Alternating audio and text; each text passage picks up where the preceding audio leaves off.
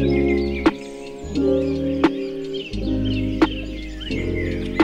Hello ಎಲ್ಲರಿಗೂ ನಮಸ್ಕಾರ. ಸ್ನೇಹ ಲೋಕ ಚಾನಲ್ಗೆ ಸ್ವಾಗತ. ಎಲ್ಲರೂ ಹೇಗಿದ್ದೀರಿ? ಎಲ್ಲರೂ ತುಂಬ ಚೆನ್ನಾಗಿದ್ದೀರಿ ಅಂತ ಅಂದ್ಕೊಳ್ತೀನಿ. ನಾನು ಕೂಡ ತುಂಬಾ ಚೆನ್ನಾಗಿದ್ದೀನಿ. ಸುಮಾರು ದಿನಗಳ ನಂತರ ಈ ವಿಡಿಯೋನ ಅಪ್ಲೋಡ್ ಮಾಡ್ತಾ ಇದ್ದೀನಿ. ತುಂಬಾ ಬ್ಯುಸಿ ಶೆಡ್ಯೂಲ್ ಇತ್ತು, ಸೊ ಹಾಗಾಗಿ ಈ ವಿಡಿಯೋನ ಅಪ್ಲೋಡ್ ಮಾಡೋಕ್ಕಾಗಿಲ್ಲ. ನೀವೆಲ್ಲ ಅರ್ಥ ಮಾಡ್ಕೋತೀರಿ ಅಂತ ಅಂದ್ಕೊಳ್ತೀನಿ.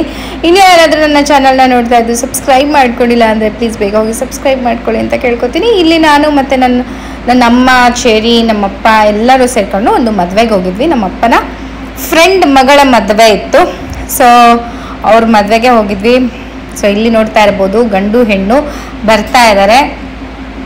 ನನಗೆ ಸುಮಾರು ವರ್ಷ ಆಗಿತ್ತು ಮದುವೆನೇ, ಯಾವ ಮದುವೆನೂ ಅಟೆಂಡ್ ಮಾಡೇ ಇರಲಿಲ್ಲ. ಸೊ ಹಾಗಾಗಿ ನನಗೆ ತುಂಬಾ ಆಸೆ ಇತ್ತು ಮದುವೆ ನೋಡಬೇಕು, ಈ ಥರ ಎಲ್ಲರೂ ಸೇರಿರ್ತಾರೆ, ಆ ಸಂಭ್ರಮ ಎಲ್ಲ ಎಕ್ಸ್ಪೀರಿಯನ್ಸ್ ಮಾಡಬೇಕು ಸುಮಾರು ದಿನಗಳ ನಂತರ ಅಂತ.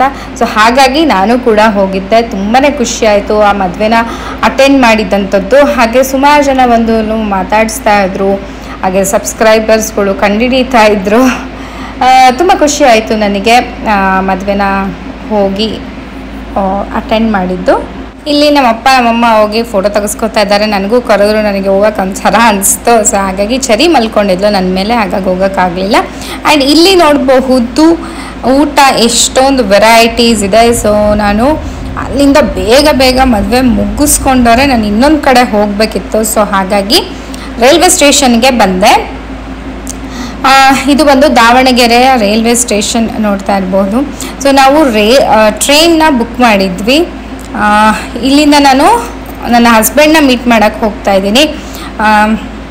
ನನ್ನ ಹಸ್ಬೆಂಡು ಮದುವೆ ಕಾರ್ಡ್ ಕೊಡೋಕ್ಕೆ ಅದಕ್ಕೆ ಅಂತ ಎಲ್ಲ ಹೋಗಿದ್ರು. ಸೊ ಅವ್ರನ್ನ ನಾನು ಮೀಟ್ ಮಾಡಿ ಅಲ್ಲಿಂದ ಇನ್ನೊಂದು ಪ್ಲೇಸಿಗೆ ನಾವು ಹೋಗಬೇಕು. ಸೊ ಅದು ಎಲ್ಲಿಗೆ ಏನಕ್ಕೆ ಅಂತೆಲ್ಲ ನಾನು ನಿಮ್ಮ ಜೊತೆ ಶೇರ್ ಮಾಡ್ಕೊಳ್ತೀನಿ. ಸೊ ಒಬ್ಬಳೇ ಜರ್ನಿ ಮಾಡ್ತಾ ಇದ್ದೀನಿ ಟ್ರೈನಲ್ಲಿ. ಸ್ವಲ್ಪ ಬೋರಿಂಗ್ ಆಗ್ತಾ ಇತ್ತು. ಸೊ ಹಾಗಾಗಿ ಒಂದಿಷ್ಟು ವಿಡಿಯೋನ ಮಾಡ್ಕೊಂಡಿದ್ದೆ. ಆ್ಯಂಡ್ ಕಾಲ್ ಮಾಡಿ ಮಾತಾಡ್ತಾ ಇದ್ದೆ ನನ್ನ ಹಸ್ಬೆಂಡ್ ಜೊತೆ. ಸುಮಾರು ವರ್ಷಗಳಾಗಿತ್ತು ಟ್ರೈನ್ ಜರ್ನಿ ಮಾಡಿರಲಿಲ್ಲ. ಸೊ ಹಾಗಾಗಿ ಟ್ರೈನ್ ಜರ್ನಿನ ಎಂಜಾಯ್ ಮಾಡ್ತಾ ಇದ್ದೆ. ಹಾಗೆ ನನ್ನ ತಮ್ಮ ಒಂದಿಷ್ಟು ಸ್ವೀಟ್ಸು, ಕೇಕು, ಚಿಪ್ಸು ಅದು ಇದು ಎಲ್ಲ ಕೊಟ್ಟು ಕಳಿಸಿದ್ದ. ಸೊ ಅದನ್ನು ಒಂಚೂರು ತಿಂದೆ ಅಷ್ಟೇ, ನನಗೇನು ತಿನ್ನಬೇಕು ಅನಿಸ್ಲಿಲ್ಲ. ಸೊ ನಾನು ನನ್ನ ಹಸ್ಬೆಂಡ್ನ ಮೀಟ್ ಮಾಡಿ ಅವ್ರ ಜೊತೆಯಿಂದ ಇವಾಗ ನಾವು ಬ್ಯಾಂಗ್ಳೂರಲ್ಲಿದ್ದೀವಿ. ಸೊ ನಾನು ದಾವಣಗೆರೆಯಿಂದ ಬ್ಯಾಂಗ್ಳೂರು, ಇದು ಬಂದು ಚೆನ್ನೈ. ಬ್ಯಾಂಗ್ಳೂರಿಂದ ನಾವು ಮತ್ತೆ ಚೆನ್ನೈಗೆ ಬಂದ್ವಿ ಇಬ್ಬರು ಸೇರಿಕೊಂಡು. ಅವರು ಬ್ಯಾಂಗ್ಳೂರಿಂದ ಬುಕ್ ಮಾಡಿದರು. ಸೊ ನಾನು ದಾವಣಗೆರೆಯಿಂದ ಬ್ಯಾಂಗ್ಳೂರಿಗೆ ಹೋಗಿ ಇಂದ ಚೆನ್ನೈಗೆ ಇಬ್ಬರು ಹೋದ್ವಿ. ಸೊ ಇಲ್ಲಿ ನಾವು ಒಂದು ರೂಮ್ನ ಬುಕ್ ಮಾಡಿದ್ವಿ, ಅಪಾರ್ಟ್ಮೆಂಟ್ ಥರ. ಸೊ ಅದಕ್ಕೆ ಹೋಗೋಕ್ಕಿಂತ ಮುಂಚೆ ಅಂದರೆ ಅದಕ್ಕೆ ಚೆಕ್ ಇನ್ ಆಗೋಕ್ಕೆ ಸ್ವಲ್ಪ ಟೈಮ್ ಇತ್ತು. ಸೊ ಹಾಗಾಗಿ ಬ್ರೇಕ್ಫಾಸ್ಟ್ ಮಾಡ್ಕೊಂಡ್ಬಿಡೋಣ ಅಂತ ಇಡ್ಲಿ ವಡ ಅದೆಲ್ಲ ಬ್ರೇಕ್ಫಾಸ್ಟ್ ಮಾಡ್ಕೊಂಡ್ವಿ. ಇಲ್ಲೊಂದು ಪಾರ್ಕಿಗೆ ಬಂದು ಕುತ್ಕೊಂಡ್ವಿ, ಯಾಕೆಂದರೆ ನಮ್ಗೆ ಇನ್ನೂ ಚೆಕ್ ಇನ್ ಆಗೋಕ್ಕೆ ಟೈಮ್ ಇತ್ತು. ಸೊ ಹಾಗಾಗಿ ಅದಾದಮೇಲೆ ನಾವು ಹೋಗಿ ಚೆಕ್ ಇನ್ ಆದ್ವಿ. ಒಂದು 10-10:30 ಅಷ್ಟರಲ್ಲಿ ಚೆಕ್ ಇನ್ ಆದ್ವಿ. ಸೊ ರೂಮ್ ಬಂದು ಈ ಥರ ಇದೆ, ನೋಡ್ತಾ ಇರ್ಬೋದು. AC room with single queen size bed ಇತ್ತು. ಹಾಗೆ ಬೇಸಿಕ್ ರೂಮ್ ಹೆಂಗಿರಬೇಕೋ ಹಂಗಿದೆ. ನಾವು ಚೆನ್ನೈಗೆ ಯಾಕೆ ಹೋಗಿದ್ದೀವಿ ಅಂತಂದರೆ ವೀಸಾ ಇಂಟರ್ವ್ಯೂಗೆ ನಾವು ಚೆನ್ನೈಗೆ ಹೋಗಿರೋವಂಥದ್ದು. ಹಾಗೆಯೇ ಕಂಚಿಗೆ ಹೋಗಬೇಕು ಅಂತ ಒಂದು ಐಡಿಯಾ, ಅಂದರೆ ಒಂದು ಪ್ಲ್ಯಾನ್ ಇತ್ತು. ಇವಾಗ ನಾವು ರೂಮಿಗೆ ಬಂದು ಒಂದು ಸ್ವಲ್ಪ ಹೊತ್ತು ರೆಸ್ಟ್ ಮಾಡಿ ನಾನು ತಲೆ ಸ್ನಾನ ಮಾಡಿಕೊಂಡು ರೆಡಿಯಾಗಿ ಇವಾಗ ನಾವು ಕಂಚಿಗೆ ಹೋಗ್ತಾ ಇದ್ದೀವಿ. ಆ್ಯಕ್ಚುಲಿ ಇನ್ನೊಂದು ಸ್ವಲ್ಪ ಬೇಗ ಹೋಗೋದಿತ್ತು, ಬಟ್ ನಮಗೆ ಟೈಮ್ ಆಗಲಿಲ್ಲ. ಯಾಕೆಂತಂದರೆ ತುಂಬಾ ಸುಸ್ತಾಗಿದ್ವಿ. ಬಂದ್ಬಿಟ್ಟು ಒಂದು ಸ್ವಲ್ಪ ಹೊತ್ತು ರೆಸ್ಟ್ ಮಾಡಲೇಬೇಕಾಗಿತ್ತು. ಮತ್ತೆ ಟ್ರಾವೆಲಿಂಗ್ ಮಾಡೋಕ್ಕಿಂತ ಮುಂಚೆ ಒಂದು ಸ್ವಲ್ಪ ರೆಸ್ಟ್ ಮಾಡೋಣ ಅಂತ ನನಗೆ ಅನ್ನಿಸ್ತು. ಸೊ ಹಾಗಾಗಿ ನೆಕ್ಸ್ಟ್ ಟ್ರೈನಿಗೆ ನಾವು ಹೋಗ್ತಾ ಇದ್ದೀವಿ. ನೋಡೋಣ ಹೆಂಗಾಗುತ್ತೆ, ಎಷ್ಟು ಲೇಟ್ ಆಗುತ್ತೆ ಅಂತ ಗೊತ್ತಿಲ್ಲ. Let's see how it goes. ನಾವು ಕಂಚಿಯಲ್ಲಿ ಒಂದು ಸ್ವಲ್ಪ ಸ್ಯಾರಿ ಶಾಪಿಂಗ್ ಮಾಡಬೇಕು ಅಂತ ಅಂದ್ಕೊಂಡಿದ್ವಿ. ಮೇನ್ ನಮಗೆ ಕಂಚಿಗೆ ಹೋಗೋದಿರೋದು ಕಾಮಾಕ್ಷಿ ದೇವಿನ ನೋಡೋಕ್ಕೆ. ಅದಾಗಿ ದೇವಸ್ಥಾನಕ್ಕೆ ಹೋಗಿ ನಮಗೆ ಟೈಮ್ ಉಳಿದ್ರೆ ಕಂಚಿಯಲ್ಲಿ ಸೀರೆ ಶಾಪಿಂಗು ಮಾಡಬೇಕು ಅಂತ ಅಂದ್ಕೊಂಡಿದ್ದೀವಿ. ನೋಡೋಣ, ಅಕಸ್ಮಾತ್ ಟೈಮ್ ಆದರೆ ಶಾಪಿಂಗ್ ಹೋಗ್ತೀವಿ, ನಿಮಗೂ ತೋರಿಸ್ತೀನಿ. ಹೋಗೋಕ್ಕಾಗಲಿಲ್ಲ ಅಂತಂದರೆ ನೋಡೋದಾ ಏನು ಮಾಡೋದು ಅಂತ. Let's start the blog.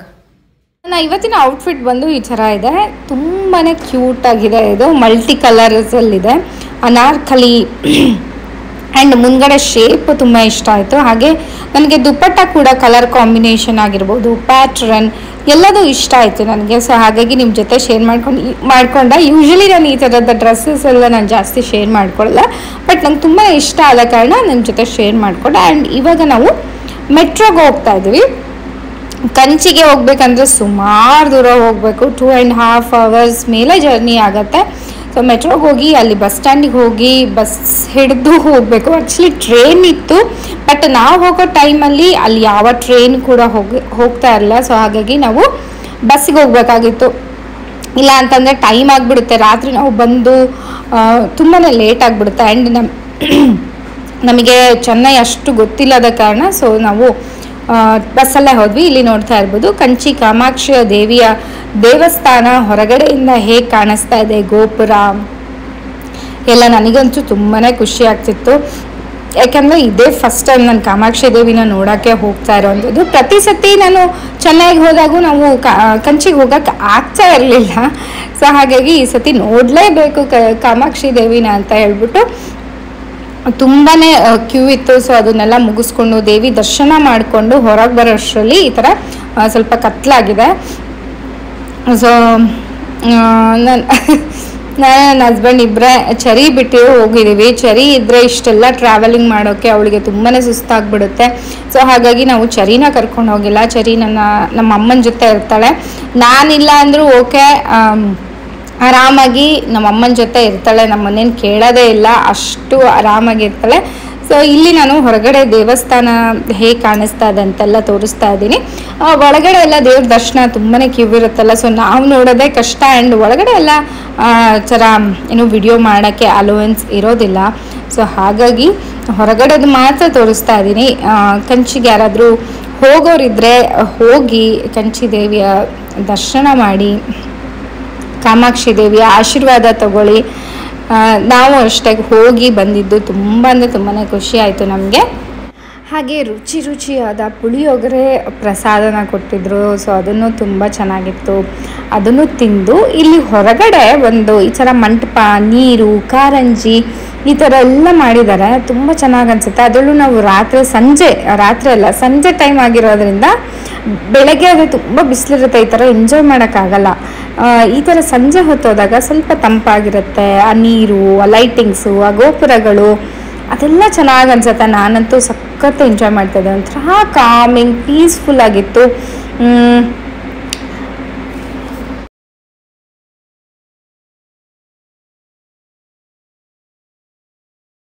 So ದೇವಸ್ಥಾನದಿಂದ ಹೊರಗಡೆ ಬಂದರೆ ನಮಗೆ ಈ ಥರ ಬೇಯಿಸಿದ್ದಂತಹ ಶೇಂಗಾ, ಅದಕ್ಕೆ ಮಸಾಲ ಎಲ್ಲ ಹಾಕಿದ್ರು, ಖಾರದ ಪುಡಿ, ಆಮೇಲೆ ಮಾವಿನಕಾಯಿ ಇದೆಲ್ಲ ಹಾಕಿದ್ರು. ತುಂಬಾ ಚೆನ್ನಾಗಿತ್ತು. ಇದು ಬಂದು ಬೆಳಗ್ಗೆ ಬ್ರೇಕ್ಫಾಸ್ಟ್ಗೆ ಇಡ್ಲಿ ವಡೆ ತೊಗೊಂಬಂದಿದ್ದಾರೆ ಹಸ್ಬೆಂಡ್ ಹೋಗ್ಬಿಟ್ಟು. ಹಾಗೆ ಬಿಸಿನೀರು, ಸ್ವಲ್ಪ ಗಂಟಲು ಯಾಕೋ ಪೇನ್ ಅನಿಸ್ತಾ ಇತ್ತು. ಸೊ ಹಾಗಾಗಿ ಬಿಸಿನೀರು ಮತ್ತು ಒಂದೇ ಇಡ್ಲಿ ತಿನ್ನೋಕ್ಕಾಗಿದ್ದು, ಇಡ್ಲಿ ಒಂದು ವಡೆ ಅಷ್ಟೇ ತಿಂದೆ. ಸೊ ಬೆಳಗ್ಗೆನೇ ಎದ್ದು ಏನೋ ಸ್ನಾನ ಎಲ್ಲ ಮುಗಿಸ್ಕೊಂಡು ಬ್ರೇಕ್ಫಾಸ್ಟ್ ಮುಗಿಸ್ಕೊಂಡು ನಾನು ಮನೆಗೆ ಕಾಲ್ ಮಾಡಿದ್ದೆ, ಚರೀನಾ ಮತ್ತು ನಮ್ಮಮ್ಮನ್ನ ಎಲ್ಲ ಮಾತಾಡ್ಸೋಕ್ಕೆ. ಇಲ್ಲಿ ನನ್ನ ಎಡಗಡೆಯ ಕಣ್ಣು ನೋಡ್ತಾ ಇರ್ಬೋದು, ತುಂಬಾ ಬಾತ್ಕೊಂಡು ರೆಡ್ಡಾಗಿದೆ. ಅದು ರಾತ್ರಿ ಇನ್ನೂ ಜಾಸ್ತಿ ಆಗಿತ್ತು. ಸೊ ಒಂದು ಸ್ವಲ್ಪ ಏನೋ ಐ ಡ್ರಾಪ್ಸ್ ಹಾಕಿರೋ ಕಾರಣ ಅದು ಸ್ವಲ್ಪ ಬೆಟರ್ ಅಂತ ಅನ್ನಿಸ್ತಾ ಇದೆ. ಐ ಇನ್ಫೆಕ್ಷನ್ನು ಧೂಳಿಗೆ ಆಗಿದೆನೋ ಎದಕ್ಕಾಗಿದೆನೋ ಗೊತ್ತಿಲ್ಲ, ಬಟ್ ತುಂಬ ಪೇನ್ಫುಲ್ ಇತ್ತು, ತುಂಬ ನೋವ್ತಾ ಇತ್ತು ನನಗೆ. ಸೊ ಹಾಗಾಗಿ ಸನ್ಗ್ಲಾಸಸ್ ಹಾಕ್ಕೊಂಡಿದ್ದೆ. ಹೋದ್ಮೇಲೆ ಇಂಟರ್ವ್ಯೂ ಎಲ್ಲ ಅಂದರೆ ನಮ್ಮದು ಬರೀ ಡ್ರಾಪ್ ಬಾಕ್ಸ್ ಇತ್ತು ವೀಸಾದ್ದು. ಸೊ ಅದನ್ನು ಮುಗಿಸ್ಕೊಂಡು ನಾವು ಇಲ್ಲಿ ಲಲಿತಾ ಜ್ಯುವೆಲ್ಲರ್ಸ್ಗೆ ಬಂದಿದ್ದೀವಿ. ಅದಕ್ಕಿಂತ ಮುಂಚೆ ಏನಾದರೂ ತಿನ್ಕೊಂಬಿಡೋಣ ಅಂತ ಮಧ್ಯಾಹ್ನ ಒಂದು ರೈಸ್ನ ತೊಗೊಂಡಿದ್ವಿ. ತುಂಬ ಚೆನ್ನಾಗಿತ್ತಿದ್ದು ರೈಸು. ಲಲಿತಾ ಜ್ಯುವೆಲ್ಲರ್ಸ್ ಎದುರುಗಡೆನೇ ಇತ್ತು ಅದು ಹೋಟೆಲ್ಲು. ಸೊ ನನಗೆ ಜಾಸ್ತಿ ಏನೋ ಸ್ಪೈಸಿಯಾಗಿ ಅದೊಂಥರ ಇಷ್ಟ ಆಯ್ತದು. ಅದರಲ್ಲಿ ಒಂದು ಬದನೇಕಾಯ್ದೊಂದೇನೋ ಗೊಜ್ಜು ಥರ ಮಾಡಿದರು, ಅದು ಭಾಳ ಇಷ್ಟ ಆಗಿತ್ತು ನನಗೆ. ಸೊ ಇದು ಐ ಇನ್ಫೆಕ್ಷನ್ನು ಏನು ಸಖತ್ ಪೇನ್ಫುಲ್ ಇತ್ತದು. ನನಗೆ ಯಾವತ್ತೂ ಆಗಿರಲಿಲ್ಲ ಈ ಥರ. ಯಾಕಾಯಿತು ಅಂತಲೂ ಗೊತ್ತಿಲ್ಲ. ಬಟ್ ಐ ಡ್ರಾಪ್ಸ್ನ ನಾನು ದಿನಕ್ಕೆ ಒಂದು 4 ರಿಂದ 5 ಸತಿ ಹಾಕ್ಕೊಳ್ತಾ ಇದ್ದೆ, 2 ಡ್ರಾಪ್ಸ್ ಅಷ್ಟು. ಇದು ಬಂದು ಮಶ್ರೂಮ್ 65 ಏನೋ ಇತ್ತು ಅದು. ಅದಾದಮೇಲೆ ಲಲಿತಾ ಜ್ಯುವೆಲರ್ಸ್ಗೆ ಬಂದಮೇಲೆ ಇಲ್ಲಿ ಬೆಳ್ಳಿ ಮೋಡ ಜುಮ್ಕಿನ ನೋಡ್ತಾ ಇದ್ದೀನಿ ನಾನು. ಆಮೇಲೆ ಈ ಥರ ತಮಿಳ್ನಾಡ್ದು ಟ್ರೆಡಿಷ್ನಲ್ಲು ನೋಸ್ ಪಿನ್ಗಳು ಎಷ್ಟು ಚೆನ್ನಾಗಿತ್ತು. ನನಗೆ ಈ ಥರ ಓಲ್ಡ್ ಫ್ಯಾಷನ್ ಆಗಿರುವಂತಹ ನೋಸ್ ಪಿನ್ಸ್ಗಳು ಇಷ್ಟ ಆಗುತ್ತೆ. ಆ್ಯಂಡ್ ಬೆಳ್ಳಿ ಮೋಡ ಜುಮ್ಕಿ ಯಾವುದು ನನಗೆ ಅಷ್ಟು ಇಷ್ಟ ಆಗಲಿಲ್ಲ, ಅಲ್ಲಿ ಕಲೆಕ್ಷನ್ಸ್ ಜಾಸ್ತಿ ಇರಲಿಲ್ಲ. ಸೊ ಹಾಗಾಗಿ ನಾವು ಮತ್ತೆ GRTಗೆ ಬಂದ್ವಿ. ಸೊ GRTಯಲ್ಲಿ ಸುಮಾರು ಕಲೆಕ್ಷನ್ಸ್ ಇರುತ್ತೆ ಅಂತ ನಾನು ಕೇಳಿದ್ದೆ. ಸೊ ಹಾಗಾಗಿ GRTಯಲ್ಲಿನೋ ಆಫರ್ ಕೂಡ ನಡೀತಾ ಇತ್ತು. ಆ್ಯಂಡ್ ಕಲೆಕ್ಷನ್ಸ್ ಏನೇನಿದೆ ಅಂತ ನಿಮ್ಮೆಲ್ಲರ ಜೊತೆ ನಾನು ಶೇರ್ ಮಾಡ್ಕೊಳ್ತೀನಿ. ಸೊ ಇಲ್ಲಿ ಸೆಕ್ಷನ್ಸ್ಗಳು ಮಾಡಿದ್ದಾರೆ. 916 ಬೇರೆ, ಸಿಲ್ವರ್ ಬೇರೆ, ಡೈಮಂಡ್ಸ್ ಬೇರೆ, 75 ಟಚ್ ಬೇರೆ, ಅದೆಲ್ಲ ಬೇರೆ ಬೇರೆ ಮಾಡಿದ್ದಾರೆ.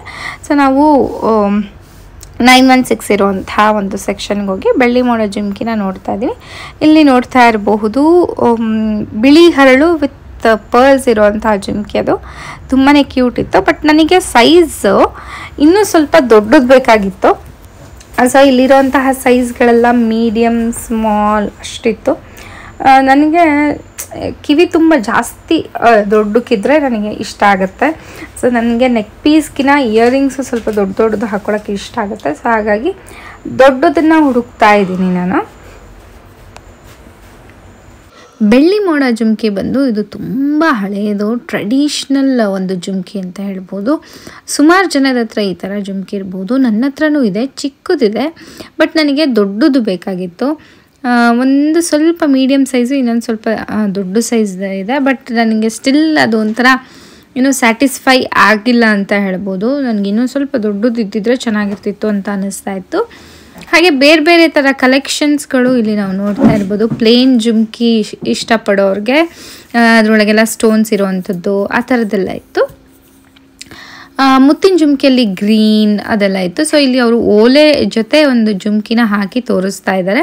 ಅಂದರೆ ನಿಮ್ಗೊಂದು ಐಡಿಯಾ ಬರುತ್ತೆ ನೋಡಿ ಅಂತ. ಯಾಕೆಂತಂದರೆ ನನಗೆ ಬೆಳ್ಳಿ ಮೋಡದ ಜುಮ್ಕಿಗೆ ಓಲೆ ಆಲ್ರೆಡಿ ನನ್ನ ಹತ್ರ ಇದೆ, 2 ಥರದ್ದಿದೆ. ಸೊ ಹಾಗಾಗಿ ನಾನು ಬರೀ ಜುಮ್ಕಿ ಮಾತ್ರ ನೋಡ್ತಾ ಇದ್ದೆ. ಎಸ್, ಇವಾಗ ನನಗೆ ಅವರು ಓಲೆನ ಬೇರೆ ತೊಗೊಂಡು, ಅಂದರೆ ಅದಕ್ಕೆ ಮ್ಯಾಚ್ ಆಗುವಂತಹ ಸೈಜ್ನ ತೊಗೊಂಡ್ಬಿಟ್ಟು ಈ ಜುಮ್ಕಿಗೆ ಹಾಕಿ ತೋರಿಸ್ತಾ ಇದ್ದಾರೆ. ಯಾವ ಥರ ಕಾಣಿಸ್ತಾ ಇದೆ ಅಂತ ನೋಡಬಹುದು. 2 ಡಿಫ್ರೆಂಟ್ ಸೈಜ್ ಅಂತ ಅಂದ್ಕೊಳ್ತೀನಿ. ಸ್ವಲ್ಪ ಚಿಕ್ಕದು, ಸ್ವಲ್ಪ ದೊಡ್ಡದು. ನನಗೆ ಓಕೆ ಅಂತ ಅನ್ನಿಸ್ತು. ಸೊ ನೋಡೋಣ ಅಂತ ಹೇಳ್ಬಿಟ್ಟು ಮತ್ತೆ ನೋಸ್ ಪಿನ್ಸ್ ನೋಡೋಕ್ಕೆ ಅಂತ ಬಂದೆ. ಯಾಕೆ ಅಂತಂದರೆ ತಮಿಳ್ನಾಡಲ್ಲಿ ಟ್ರೆಡಿಷ್ನಲ್ ಅಂತಂದರೆ ನೋಸ್ ಪಿನ್ಸು ಈ ಥರ ಭಾಳ ಚೆನ್ನಾಗಿರುವಂತಹ ಮೂಗುಬಟ್ಟುಗಳು ಸಿಗ್ತವೆ. ಅದಾದಮೇಲೆ ನಾವು ಒಂದು ಸ್ಕೀಮ್ನ ಹಾಕಿದ್ವಿ.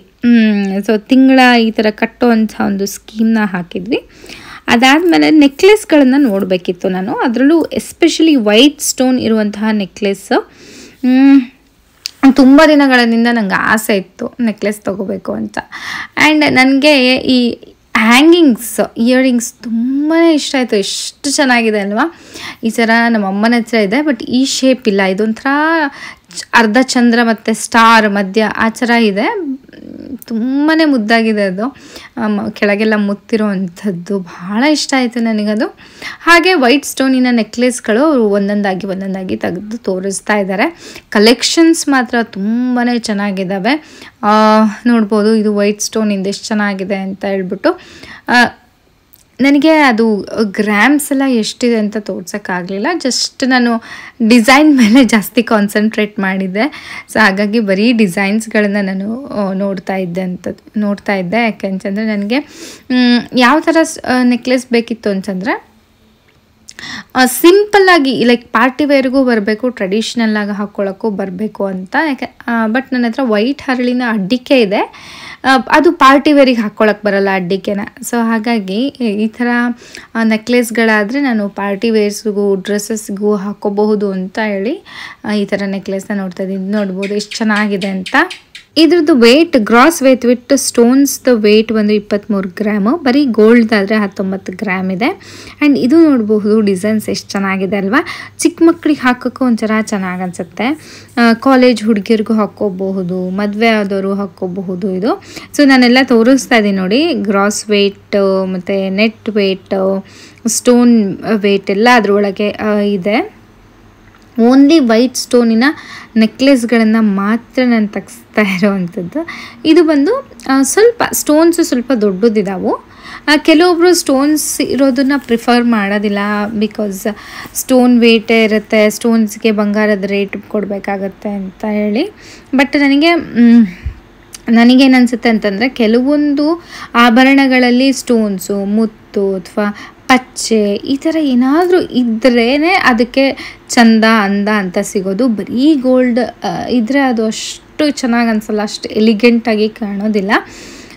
ಸೊ ಹಾಗಾಗಿ ನಾನು ಕೆಲವು ಆಭರಣಗಳನ್ನು ನಾನು ಸ್ಟೋನ್ಸಿಂದ ಇರಲಿ ಅಂತ ನಾನು ಚೂಸ್ ಮಾಡ್ತಾ ಇರೋವಂಥದ್ದು. ಇದು ನೋಡ್ಬೋದು, ಇದು ತುಂಬ ಹಳೆಯ ಕಾಲದ ಡಿಸೈನ್. ಇದು ನಾವೆಲ್ಲ ಚಿಕ್ಕವರಿದ್ದಾಗ ನೋಡ್ತಾ ಇದ್ದಂತಹ ನೆಕ್ಲೇಸ್ಗಳು. ನನಗೆ ಅದೇನೋ ಗೊತ್ತಿಲ್ಲ, ವಿಂಟೇಜ್ ಸ್ಟೈಲ್ ಇರುವಂತಹ ನೆಕ್ಲೇಸಸ್ಗಳು ತುಂಬಾ ಇಷ್ಟ ಆಗುತ್ತೆ. ಕೆಲವೊಬ್ಬರು ಹಾಗೆ, ಎಸ್ಪೆಷಲಿ ನನಗೆ ಹಳೇದಂಥದ್ದು ಇಷ್ಟ ಆಗುತ್ತೆ. ಅದೇ ಯಾಕೋ ಗೊತ್ತಿಲ್ಲ, ಅದೇ ಫಸ್ಟ್ ಅಟ್ರಾಕ್ಷನ್ ಆಗುತ್ತೆ ನನಗೆ. ಹಾಗೆ ಇಲ್ಲಿ ನಮಗೆ ಬೆಳ್ಳಿಯ ಕಾಯಿನ್ಸ್ ತೊಗೊಳ್ತಾ ಇದ್ದೀವಿ. ಯಾಕೆಂತಂದರೆ ಇದೊಂಥರ ಗಿಫ್ಟ್ ಥರ, ನಾವು ಸ್ಕೀಮ್ ಹಾಕಿದ ಕಾರಣ ನಮಗೆ ಗಿಫ್ಟ್ ಕೊಟ್ಟರು. ಅದಾದಮೇಲೆ ಒಂದು ಅಷ್ಟಲಕ್ಷ್ಮಿ ದೇವಸ್ಥಾನಕ್ಕೆ ಬಂದ್ವಿ. ಇದು ಹೆಂಗಿದೆ ಅಂತಂದರೆ, ಸಮುದ್ರ ದಂಡೆಗೆ ಇರುವಂತಹ ದೇವಸ್ಥಾನ ಇದು. ಸೊ ಆಲ್ರೆಡಿ ನಮಗೆ ಟೈಮ್ ಆಗೋಗಿತ್ತು. ಇಲ್ಲಿ ಸಮುದ್ರದ ಹತ್ರ ಇರೋ ಕಾರಣ ಈ ಥರ ಎಲ್ಲ ಕಪ್ಪೆ ಚಿಪ್ಪಿಂದು, ಶಂಕುದು, ಈ ಥರದ್ದೆಲ್ಲ ಚೆನ್ನಾಗಿರೋ ಐಟಮ್ಸ್ ಇರುವಂಥ ಅಂಗಡಿ ಸಿಕ್ತು ನನಗೆ. ಈ ಕಪ್ಪೆ ಚಿಪ್ಪಲ್ಲಿ ಏನು ಈ ಸೈಡ್ಗೆ ನಂಗೆ ಡೋರ್ ಪಕ್ಕಕ್ಕೆಲ್ಲ ಹಾಕ್ತಾರಲ್ಲ, ಅದೊಂಥರ ಚೆನ್ನಾಗಿರುತ್ತೆ, ಚೆನ್ನಾಗಿ ಅನಿಸುತ್ತೆ ಅದು ಹಾಕೋಕ್ಕೆ, ಮನೆ ಡೆಕೋರೇಷನ್ ಮಾಡೋಕ್ಕೆ. ಹಾಗೆ ಇದು ನೋಡ್ಬೋದು, ಇಯರಿಂಗ್ಸ್, ಶಂಕು, ಪುಟ್ಪುಟಾಣಿ ಶಂಕು ಅಲ್ಲಿ ಕಪ್ಪೆ ಚಿಪ್ಪಲ್ಲಿ ಮಾಡಿರುವಂಥ ಇಯರಿಂಗ್ಸು, ಬ್ರೇಸ್ಲೆಟ್ಸು, ಈ ಥರದ್ದನ್ನೆಲ್ಲ ನೋಡೋಕ್ಕೆ ಇಷ್ಟ ನನಗೆ. ಚೆನ್ನಾಗಿದೆ, ತೊಗೊಳ್ಳೋಣ ಅಂದ್ಕೊಂಡೆ, ಬಟ್ ನಂಗೆ ಅದು ಯಾವುದೋ ಅಷ್ಟು ಇಷ್ಟ ಆಗಲಿಲ್ಲ. ಹಾಗೆ ಇದು ಬಂದು ಪಿಂಗಾಣಿಯ ಒಂದು ಏನು ಫಿಶ್ಶು, ಮನೆ ಏನೇನೋ ಮಾಡಿದ್ದಾರೆ, ಚೆನ್ನಾಗಿ ಮಾಡಿದರು. ನಾವು ಸಮುದ್ರ ದಂಡೆಗೆ ಬಂದು ಕುತ್ಕೊಂಡ್ವಿ. ಅಲ್ಲಿ ಯಾರೂ ಇರಲಿಲ್ಲ, ಆಲ್ರೆಡಿ ಕತ್ಲಾಗಿತ್ತು. ಬಟ್ ನನಗೆ ಸಮುದ್ರನ ಒಂದು ಸ್ವಲ್ಪ ಹೊತ್ತು ಫೀಲ್ ಮಾಡಬೇಕು ಅಂತ ಅನ್ನಿಸ್ತಾ ಇತ್ತು ನನಗೆ. ಸೊ ಹಾಗಾಗಿ ಆ ಅಲೆಗಳ ಶಬ್ದ, ಆಮೇಲೆ ಆ ಗಾಳಿ, ಅದನ್ನೆಲ್ಲ ಫೀಲ್ ಮಾಡಬೇಕಿತ್ತು. ಯಾಕೆಂತಂದರೆ ಯೂಶ್ವಲಿ ನಾವು ಸಮುದ್ರಕ್ಕೆ ಹೋಗುವಂಥ ಟೈಮ್ ಬಂದ್ಬಿಟ್ಟು ಬೆಳಗ್ಗೆ ಅಥವಾ ಮಧ್ಯಾಹ್ನ ಅಥವಾ ಸಂಜೆ ಇರ್ತೀವಿ. ಈ ಥರ ಕತ್ಲಾದ್ಮೇಲೆ ಯಾರು ಯೂಶ್ವಲಿ ಸಮುದ್ರಕ್ಕೆ ಹೋಗೋದಿಲ್ಲ ಅಲ್ವಾ. ಬಟ್ ನಾವು ಈ ಸತಿ ಹೇಗೂ ಹೋಗಿದ್ವಿ ದೇವಸ್ಥಾನಕ್ಕೆ, ಹಿಂದೆನೇ ಸಮುದ್ರ ಇದೆ ಅಂತ ಹೇಳ್ಬಿಟ್ಟು ಹೋಗಿ ಒಂದು ಸ್ವಲ್ಪ ಹೊತ್ತು ಕುತ್ಕೊಂಡು ಒಂದು ಸ್ವಲ್ಪ ಟೈಮ್ನ ಸ್ಪೆಂಡ್ ಮಾಡಿ ಆಮೇಲೆ ನಾವು ವಾಪಸ್ಸು ನಮ್ಮ ರೂಮ್ ಕಡೆ ಹೋಗ್ತಾ ಇದ್ದೀವಿ.